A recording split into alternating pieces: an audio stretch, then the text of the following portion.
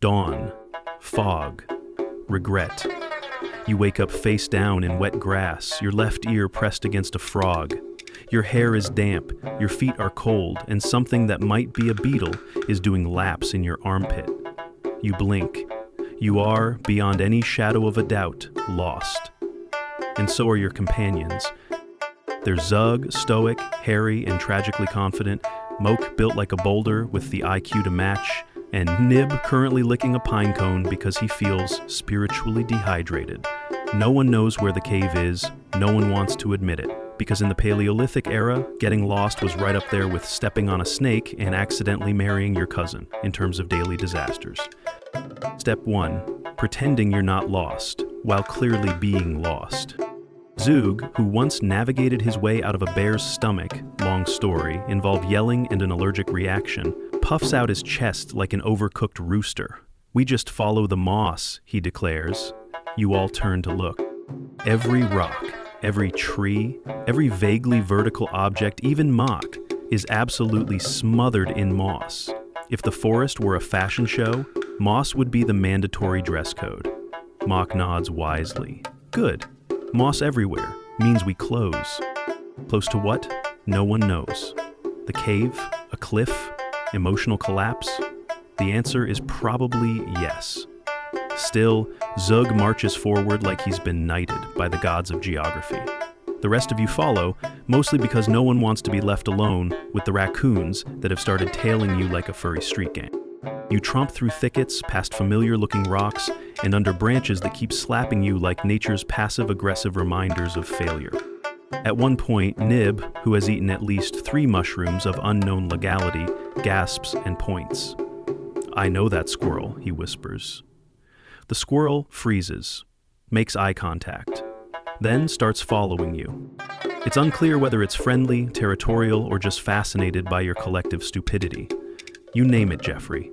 Jeffrey is tiny, twitchy, and deeply judgmental. He immediately steals Nib's snack pouch, climbs a tree, and throws it back down out of pity. Zug pretends not to notice you've passed the same bent tree 3 times. Mock reassures everyone. Trees bend toward home, just like us. This is not helpful. Still, the group moves on. Because cavemen, much like their modern descendants, would rather walk in a mossy, rodent-stalked circle for 6 hours than admit they're lost. Even when the squirrel looks more confident than you do. Step 2. The blame game.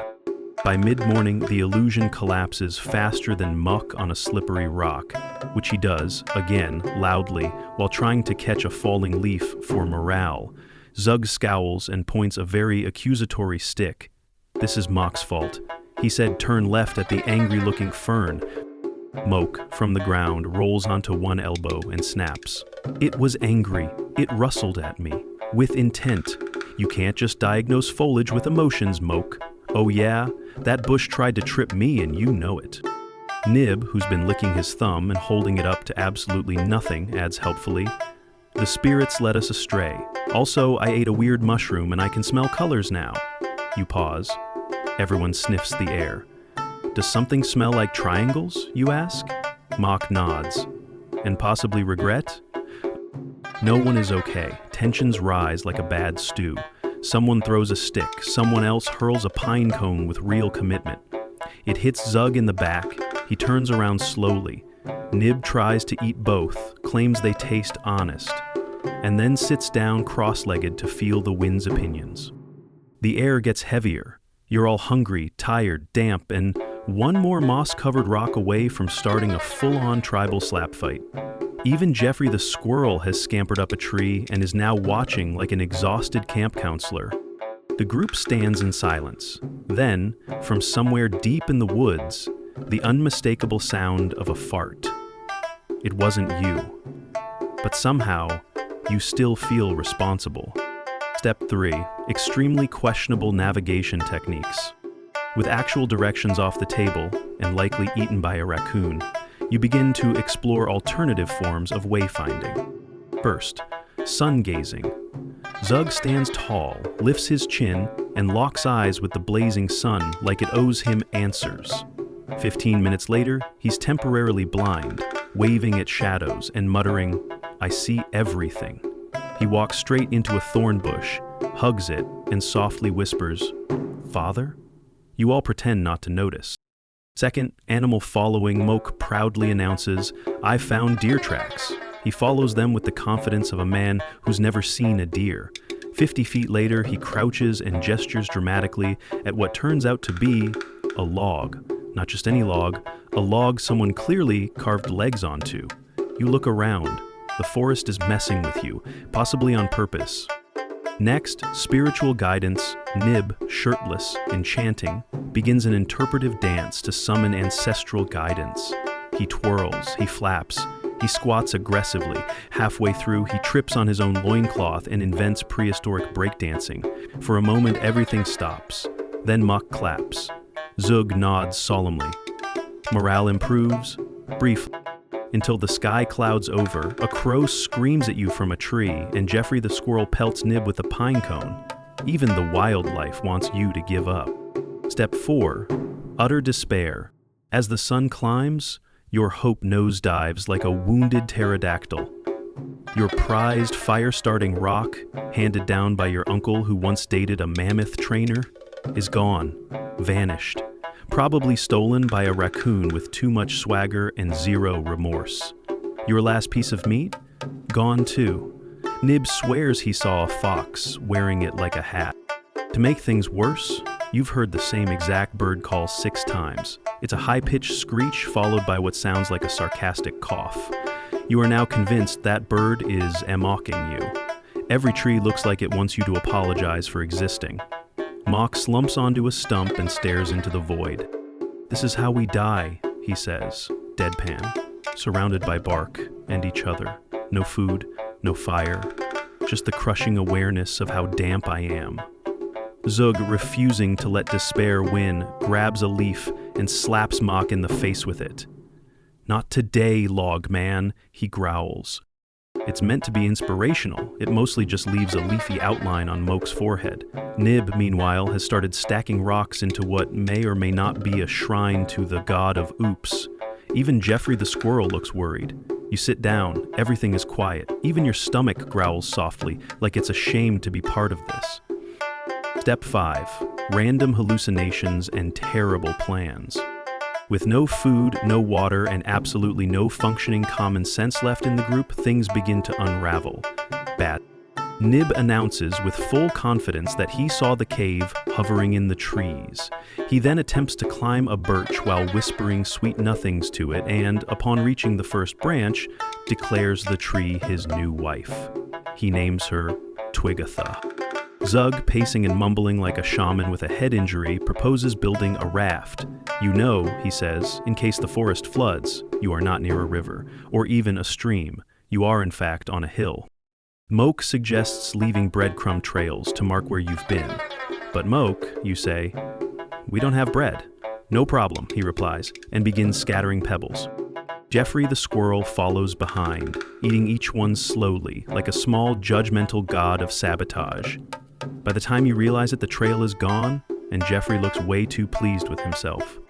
Eventually, you decide it's time to stop winging it and make an actual plan. You draft 3 solid options. Option A, climb the tallest tree and look around. Option B, send someone running in a random direction and hope they yell if they find anything helpful. Option C, sit in a circle, cry loudly, and pray someone finds you. You try all 3. At once, Mock climbs a tree and gets stuck. Zug runs into a shrub and screams "Hope!" for 10 minutes. Nib is sobbing into Twigatha's bark. And you? You sit in the mud and seriously consider becoming moss. Step 6. Unexpected help. And more beats. Just as your final shred of hope is being held together by one soggy strip of bark and the emotional strength of a damp sandal, Nib shrieks. You leap to your feet, prepared for danger, saber-tooth, cave bear, sentient tree finally fed up with your nonsense. But no. He's pointing at the ground, wild-eyed. "F-O-U-T print," he yells, like he just discovered fire again. You all gather around. It's big, human, fresh, and not one of yours, unless someone in the group recently grew a second toe thumb and learned to walk in straight lines. Someone coordinated was here, Zug says reverently. Could be a god, Mock whispers. Could be lunch, Nib adds, just in case. You follow it like your lives depend on it, which they kind of do. You stomp through vines, crawl over rocks, wade through a suspicious puddle that may or may not have had feelings. A particularly aggressive owl stares at you the whole way, hooting in judgment. You hoot back. It's tense. And then, through the mist, you see it. A cave. Glorious. Smoky. Smells faintly of fire-roasted beet and the kind of body odor that says, yes, I live here. You sprint in. You collapse dramatically onto the dirt floor, arms wide, chest heaving like a war hero returning from battle. You sob, you laugh, you hug a nearby fur that may or may not still be attached to something, and then you hear it. Voices, unfamiliar ones, deep, confused, possibly annoyed. You open your eyes. This is not your cave. This is someone else's cave. And judging by the 12 very large silhouettes now standing around you with pointy sticks and raised eyebrows, you just broke into someone's living room, ugly crying into their carpet. Step 7. First contact with another tribe. Oops. The cave's residents are less than thrilled by your entrance. You are surrounded by strangers wielding sticks, suspicious glances, and better posture than you. The leader, a tall woman with one eyebrow and zero patience, approaches. Who are you, she asks. Zug answers with confidence. We are travelers from, the North Moss. Why are you in our cave? Nib throws a beat. Gift? This creates just enough confusion for Mock to accidentally sit on their ceremonial log. Everyone gasps. Mock apologizes by offering a song. It sounds like a dying badger. You are now enemies and entertainment. Step 8. The ancient art of lying your way out. You concoct a story. You were on a diplomatic mission. You were searching for sacred dirt. You were guided by a raven that may have been a hat. The cave tribe stares. Then the leader shrugs. Fine. You eat. Then leave. You dine, you laugh, you trade Mock for directions, they trade Mock back. Fair. They point toward a mountain that looks like a sad potato. Your cave near that, close enough. Step 9. The triumphant return. You march back with newfound purpose, full bellies and minor dignity. You climb the sad potato hill. And there it is. Home. Your actual cave. The fire pit. The rock with a crack shaped like a butt. The familiar smell of old mammoth stew and bad decisions. You cheer. You hug each other. Nib cries into a fern. Your tribe runs out, shocked. You're alive, they say? We thought you'd wandered into lava. Nope, says Zug proudly. We navigated, with honor and berries. You are immediately bombarded with questions. Where were you? Why is your face painted like a tree?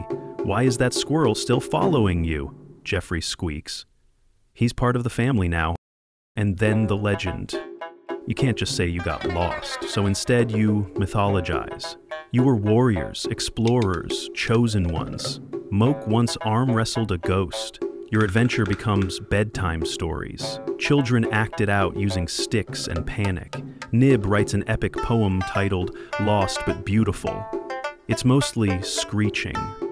Zug is now referred to as the Pathfinder. Mock is just that one who sat on stuff. Nib becomes he who licked the pinecone. And now, us. We don't use moss or follow squirrels anymore. We use GPS, smartwatches, phones with 38 different map apps. And somehow we still get lost. Wrong turns, lost dreams, emotional ravines filled with metaphorical raccoons. We forget what matters. We lose people. We lose ourselves. But like those cavemen, muddy, hungry, mildly concussed, we find our way back. We ask for help. We dance our panic into rituals. We exaggerate just enough to sound impressive. Because the story of I got lost is really the story of I came back stronger, weirder, and with new friends. Some of them rodents. Final grunts of wisdom. If the moss is everywhere, the problem might be you. If a pinecone speaks to you, listen, but maybe don't marry it. And if you do get lost, geographically or spiritually, just remember, nobody's map is perfect. We're all out here bumbling through the trees of existence, making squirrel friends and flinging metaphorical beats at our problems. So take a breath, squint at the sky, and keep walking. Because home isn't always where you started. Sometimes it's where the fire still waits for you.